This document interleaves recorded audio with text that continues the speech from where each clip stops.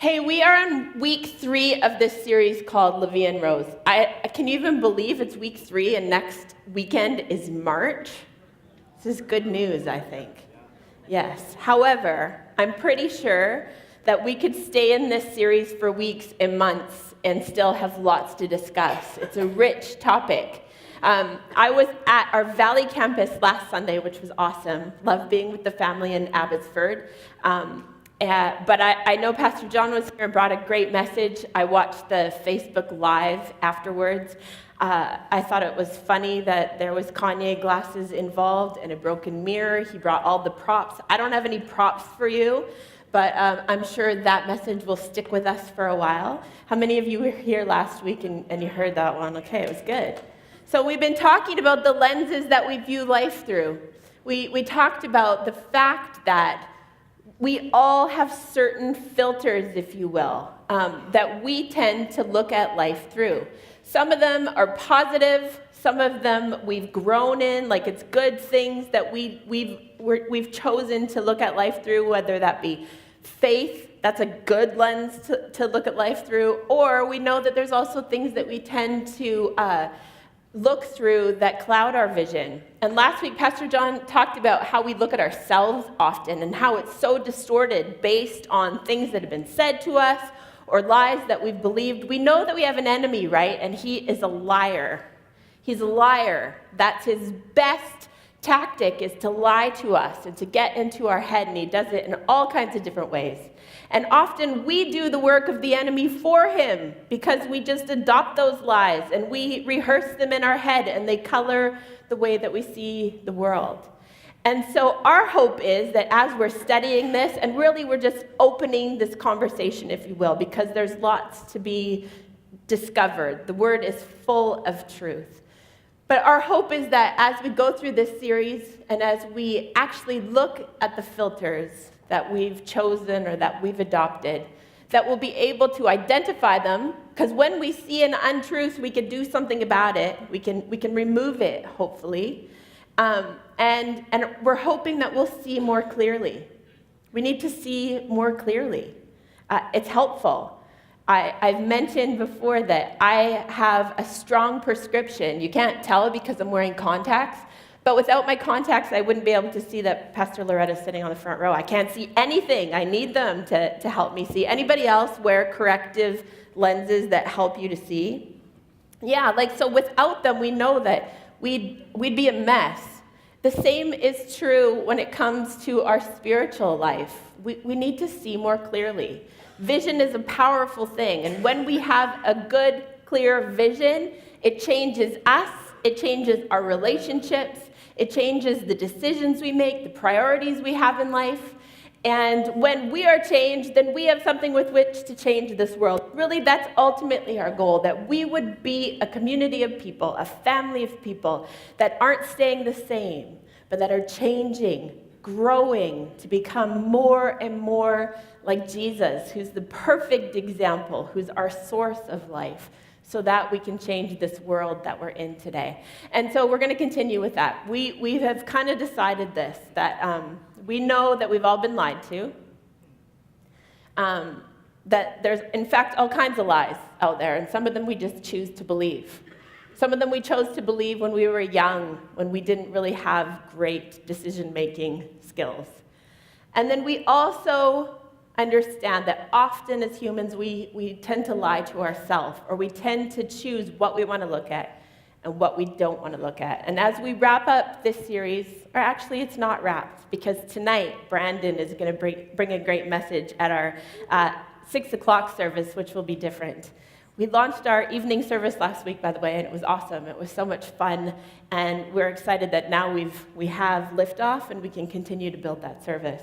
But today, I want to talk about one thing that I think would be helpful for all of us, I think. Something that I've recognized in myself. And I'll tell you just something that came to light, if you will. You know how sometimes all of a sudden you recognize that there's something you've been thinking or saying or doing that's just off, and maybe you've been doing it for years and you didn't ever notice before, and then all of a sudden it's like you can see it, and that's a good thing because then we can do something about it. But I noticed this over the last few weeks, something that came up in my own mind, if you will. We as a staff have been doing staff reviews. And if you are on staff, don't worry, I'm not going to talk about anybody except for myself. Just like a disclaimer there. We've been doing staff reviews. Every year we'll do some kind of a review with our staff. And this year we decided to do something a little bit different. We've done a 360 review. I don't know if you're familiar with what that is, but basically everybody on the staff has an opportunity to anonymously give feedback on strengths that other people on our staff have, as well as growth areas. That's what we call it, right? Growth areas, things that maybe we could get better in. And this was my idea. I really wanted to do it for a few different reasons, but I love our staff. We have an amazing group of people who work to make this church grow, to make things work better. We have an amazing group of people who definitely do not do it as a job. Church is a little bit of a unique thing in that it's an organization, but it's also a family, right? Like church is not just an organization, it's family and it's people, and we take everything personally. How could you not? And yet we know that we have to do things well, and there's always room for improvement in order to better reach people, to better create systems that engage and bring people in. And so I just believe, and we know that not one of us is better than all of us together. We need the combined strengths and insight of everybody, and I'm very aware of the fact that there's lots of growth areas for me personally. I want to get better. I want to know if I have blind spots that I'm not paying attention to. I think, talk about like vision and seeing things clearly. We need to be able to trust the people who run alongside us to point out those things that we can grow in. And so we thought, well, let's do this. Let's do this 360 review. Everybody can give feedback. And basically what we were doing is there was lots of different questions, and for every individual person, you could give them a 1 to a 5. And then there was also a place to respond with, again, things that we appreciate working with this person and things that are growth areas. And so we did it. And as the leader, I thought, I'm going to go first. So Pastor Marv gave me my review, and I looked through it. And you already know where my eyes went, because I'm guessing yours would do the same. Not to the positive, but straight to the negative. So there might have been lots of high scores on there, but I'm just going to tell you, people are kind, we're nice, but there was a few low ones, and that's right where my eye went. There was lots of great commentary and feedback, but I just skimmed right over that because I was going straight for those things that I could work on, the things that were negative. I think that is just something we do as humans, right? We tend to look at what's negative. Our eye goes there. It's like we don't even have to think about it. We just dwell on it. And that's normal, I think. That's human behavior. But I want to tell you what happened to me. I went home that night, kept thinking about those things, kept wondering who gave me what marks. I'm just going to be really honest with you, okay? We'll just do that. Who did that? And who's the person who said that? And I kind of spent way too long that evening. I should have had plans that night. So I wouldn't have gone home to think about it. Thinking about the negative things. And that's fine, because that's normal. And I'm going to tell you, I didn't have the option to stay there. However, my head quickly went to this. I kind of landed at, well, whatever. I thought, whatever.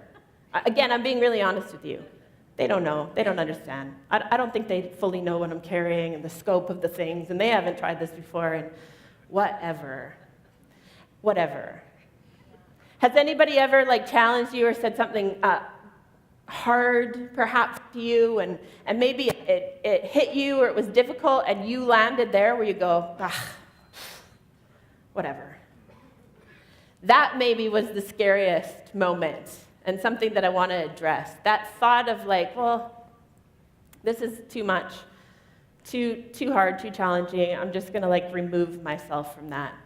and take kind of a, yeah, I'll just disregard that perhaps, apathetic kind of stance. I think that we tend to do that in a lot of areas. That if something bugs us or is challenging to us or perhaps feels overwhelming or maybe just feels old, we just kind of go, whatever. I'm not sure I want to think about that or dwell on that or do anything about it, so I'm just going to step away from it.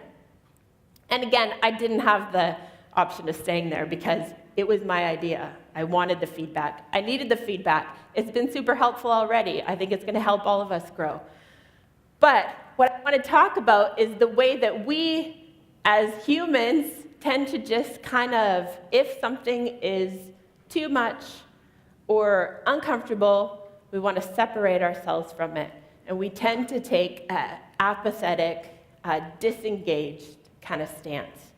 We do this in all kinds of different ways. And in fact, there's a lot of conversation out there about how this generation in general, and I don't want to make any generalizations about any generation, just all of us, tend to be a little bit that way. Well, we'll just see what happens. I'm not sure. I have questions. And we see it often when it comes to the things of God. Now, I'm talking about church as we go through this, but not just church. I think life in general. There are situations that we tend to just kind of disengage from, and I think that's one of the scariest positions we can put ourselves in. Did you know that the enemy loves it when we think that way or when we engage with things in that way? We know that God hates lukewarm. He's not into lukewarm. Revelation tells us that. He actually tells us that he wishes we'd be hot or cold. He's going to spit lukewarm or wishy-washy or apathetic or whatever out of his mouth. But we tend to think that's okay. We're not sure this way, so we'll just kind of like back off. And when it comes to the things of God and our faith and the decisions that we make in life, I think we need to be in or out, hot or cold. I think that especially when it comes to the things of church, there's lots of reasons for us to kind of sit back, hold back, watch what other people are going to do, and then maybe follow along or maybe not, depending on how we feel. I think that in general, when it comes to criticism or difficult things, we tend to move towards the negative. But what I want to talk about is that whatever, or that feeling of it doesn't really matter. And there's lots of different ways that we can land there. When it comes to church in general, or the family of God, or ministry, or taking your next steps, all those things that we talk about as a church, we might disengage because we feel like we're just over it. We're over the rules, if you will. Whether it's perceived or real, we tend to have this belief that when it comes to church, there's too many rules or too many expectations or maybe too much pressure, all of that. And that can make us feel uncomfortable, and so we step back. We're not really in, and you know, that's religion, right? Rules is religion.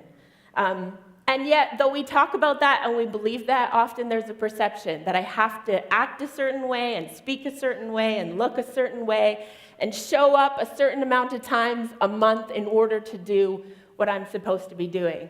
And after a while, if we believe that our engagement with God is just that, showing up and doing certain things and speaking kindly enough, then it's going to get old and we're going to want to just kind of sit back. Of course we are. And so maybe we're over the rules, or maybe perhaps we get tired. We use the word burnt out, which isn't my favorite. But sometimes we think, I'm tired. I'm working hard. I'm doing stuff.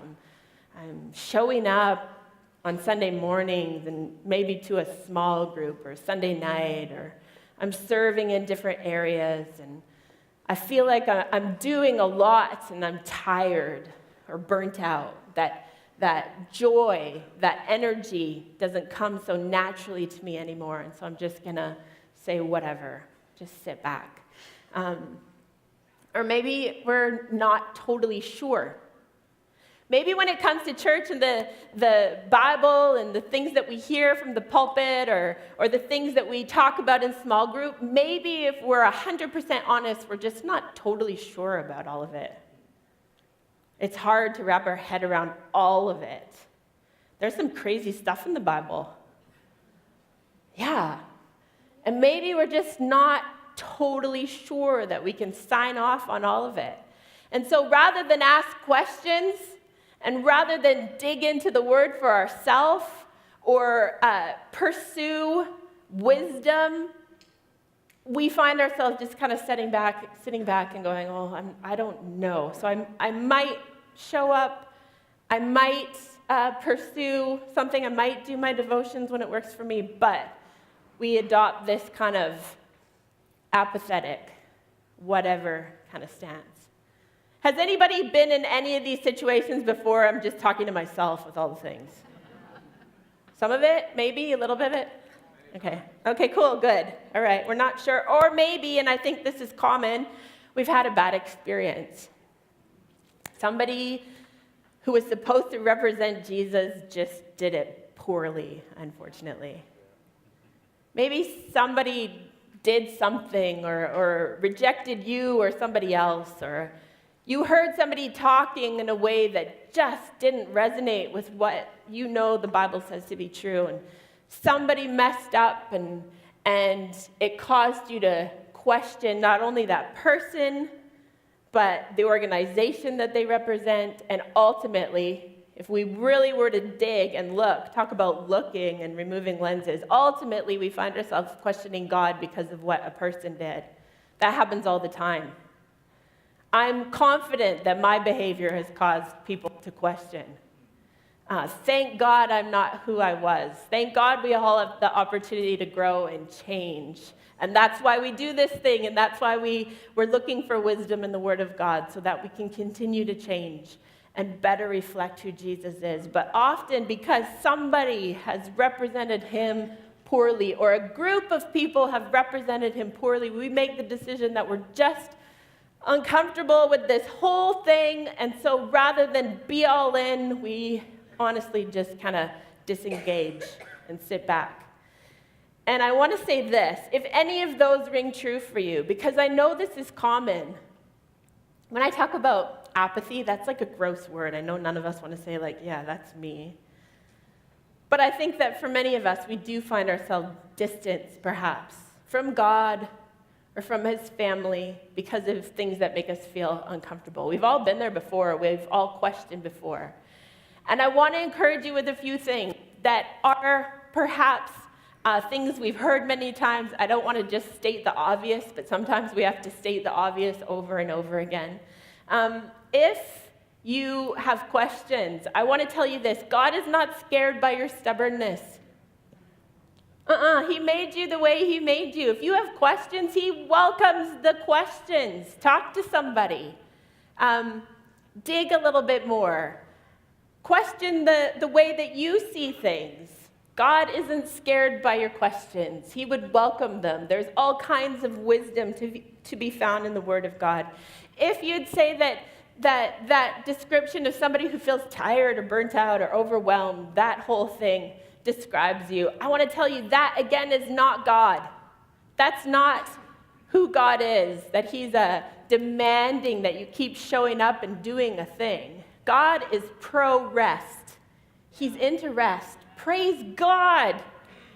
So I just believe he's like into naps as well. If what you're carrying is heavy or burdensome, Eric said it today. He tells you his yoke is easy, his burden is light. He's a God that he invented the Sabbath, the day of rest. That's not his thing. Jumping through hoops and showing up in a certain way isn't what he asked of us. He welcomes rest. He welcomes the questions. And if you would be somebody who had a bad experience, perhaps, or maybe a series of bad experiences, often things are repeated in our life because we're, again, as humans, we tend to look at the negative. We've seen something negative before, we're going to see it over and over again because we're looking for it. Can I encourage you to put your eyes on God? He'd say, He's here for you. People are fallible. He is not. He is good, and He doesn't change, and He's faithful, and He is wild for you, and He's here for you. For anybody who would be described by any of those things, our scripture is Psalm 51:12, which says, "Restore to me the joy of your salvation, and grant me a willing spirit to sustain me." Oh God, I pray that you would restore to us the joy of our salvation. God, give us a willing spirit, a spirit that says, yes, I'm going to ask the questions I need to. Yes, I'm going to pursue your heart, God. The willing spirit to continue to show up and go after what God has for us personally. That's my prayer for all of us. This year, the word that we've put over this year is wonder. The very top up there, it says wonder. This is our wonder year. And I want to talk about the joy that comes with wonder. Can you all say the word wonder for just a moment? Wonder. It's a noun, and it means rapt attention or astonishment at something awesomely mysterious or new to one's experience. It's a noun, and wonder is also a verb, to be in a state of wonder, to feel surprise. And I think wonder is the key for all of us to finding that joy in Jesus and in this life He calls us to live. And it sounds like such a childish word if we just take it at first glance, and yet the wonder of God is obvious. It's obvious if we choose to look, if we choose to see it. We sing these songs when we gather together because we're choosing to put our eyes on God and wonder and marvel at how good He is and the grace that He's given us. It's obvious that God has created us in a way that is awe-inspiring, and that what God is doing even now, though we can't see it, though we maybe can't feel it, maybe today just feels like another Sunday in February, this cold month, and yet what God is doing right here, right now, is awe-inspiring. It is wonderful. We have to choose to see it. We have to open our eyes to see it so that the heavy and the mundane and the distracting that comes with life doesn't rob our attention of what God is doing in us and through us. The fact that you're breathing right now is ridiculous. Do you know what's going on in your body right now to keep it alive? It's crazy. It's awe-inspiring. Did anybody see the mountains today as you drove in? Yes, wow. But I drive by them every day, and it's only if I choose to look and see them that I can marvel and wonder at what God has created. It so easily becomes commonplace, and yet His creation, His intention in all that He's made and in us personally is obvious. Romans 1:20, and this is really the key here, tells us how obvious God's amazing creation is. It says, Romans 1:20 and verse 21, I'm going to read it in the NIV. "For since the creation of the world, God's invisible qualities, His eternal power and His divine nature have been clearly seen, being understood from what has been made, so that people are without excuse." That's just the bottom line. God's made it obvious that His invisible qualities, those things that we cannot see, His eternal power, we've talked about viewing life from an eternal perspective, not from a just right here, right now perspective, but look at it from the beginning of creation to what we know is to come. All of those invisible things have been clearly seen so that we don't have an excuse. For although they knew God, they neither glorified Him as God nor gave thanks to Him, but their thinking became futile, and their foolish hearts were darkened. Yikes. Let this not describe us, that our thinking would become futile or that our foolish hearts would become darkened, but let us see what God is doing. Stay in awe of what he's doing. I found a shirt and I put it on today, but it looked ridiculous, that said, "Stay amazed," which is what we hear all the time. And yet it's so important. Stay amazed at what God is doing. The wonder is obvious if we choose to look, and I believe the wonder is worship. All the things that we tend to think of as worship come out of a place of wonder. The serving. We know that we're called to serve as Jesus served. That serving heart, the showing up, the looking for ways to help, the making less of ourselves in order to build other people up, that comes out of a heart full of wonder. We don't pour from an empty cup. We fill our eyes and fill our heart with what he has done so that we want to show up and serve in the way that he did. The singing that we do, even as we've gathered and we sang today, we call that worship. On our roster, it may show up as worship. That comes from a heart full of wonder. And we see here that it's obvious if we choose to look. So it's not hard. We can see it if we look. It's there. But we have to choose to look. We have to. And we know that we were made for wonder. You were actually created to experience awe regularly. You're supposed to. That's how you were made. It does wonders for your physical being. It does wonders. Wow, I just used that word. It does wonders for your soul. We need it. According to psychologists, wonder or awe is defined as the feeling that arises when you're confronted with something so strikingly vast in number, scope, or complexity that it alters the way you view the world. It has such an effect on us that when we experience wonder, we are less susceptible to depression, heart disease, diabetes, and Alzheimer's. Wonder allows us to feel like time slows down. Have you ever experienced that before? Which is exactly what we need to be here and present right now. Wonder does that for us. It makes us feel connected to the world. When we look and see what God is doing, when we get it, it makes us feel connected to the big picture of what he's doing. So often we can feel disconnected, like the things we're doing don't matter, that if we show up, it doesn't matter, that our presence isn't significant. And when we experience the wonder that God has created, it causes us to recognize that we're actually connected to something that's bigger than ourselves. It's powerful.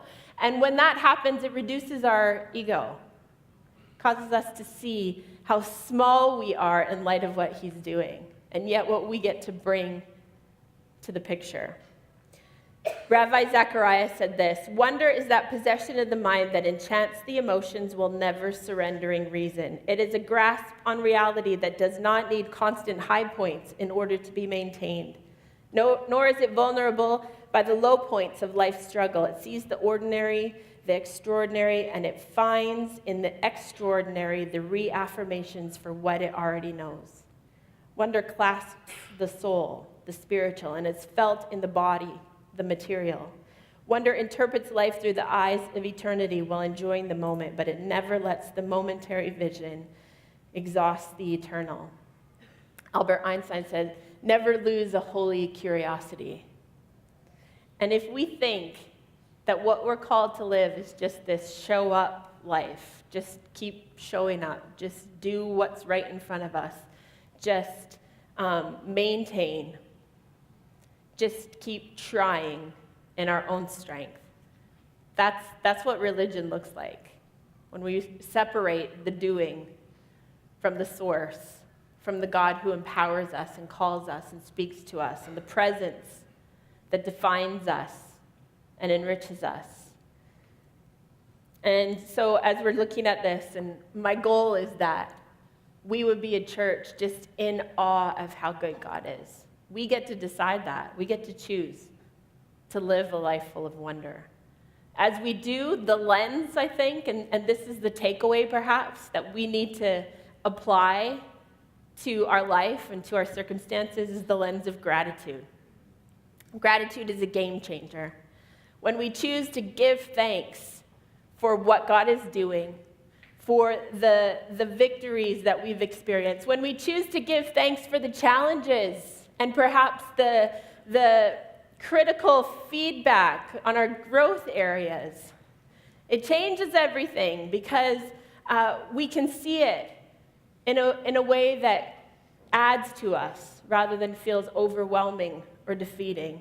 The whole earth is full of the glory of God. That includes you and I. And ultimately, all the gifts that we receive, the grace that we receive, it points to the giver. It's not so much about the amazing gifts, though they're amazing. They focus our attention to the giver, who is God. Where there is no gratitude, there is no wonder. If we're not grateful,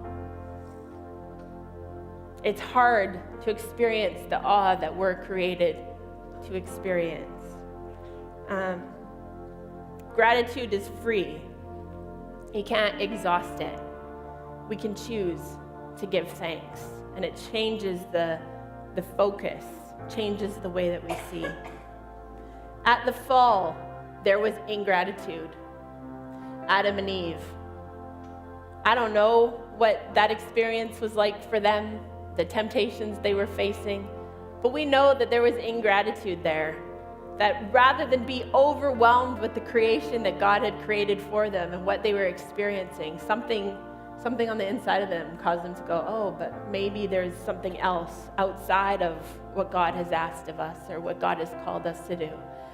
And I believe that ingratitude led to the fall, and it leads to us falling on a regular basis. But we can choose to give thanks for what God has done and what God is doing. I'm going to wrap up by reading Psalm 19. Verse 1, it says, God's splendor is a tale that is told. His testament is written in the stars. Space itself speaks his story every day through the marvels of the heavens. His truth is on tour in the starry vault of the sky, showing his skill in creation's craftsmanship. Each day gushes out its message to the next. Night with night, whispering its knowledge to all. Without a sound, without a word, without a voice being heard, yet all the world could see its story. Everywhere its gospel is clearly read, so all may know. Here we see that the earth is literally speaking. It's speaking to us. It's showing us the greatness of our God. Are we listening to it? Are we listening to what God has painted across the sky, what God has written on our hearts? The world is speaking to us. God's presence here speaks to us. But we need to listen. It's something that everybody can see. God made us, eternity is written on every human heart. It's obvious for all of us, but we have to choose what we're looking at, how we're looking at it, and what we choose to listen to. I'm going to pray for all of us in just a moment. I am praying that God changes us, that He changes us from the inside out, that we choose to look at how good He is, how faithful He is. We choose to see the way that He has been working in our lives. We can't see the end from the beginning, but we trust. We trust to see what He's doing and trust that He has good for each one of us. That when we leave this place today and you drive out there and kind of looks sunny out there still, that we look at the mountains, we experience His goodness, and that we ask Him to show us what He's doing on the inside of us as well. Because He is busy. He is active. His Spirit is changing us if we choose to see it.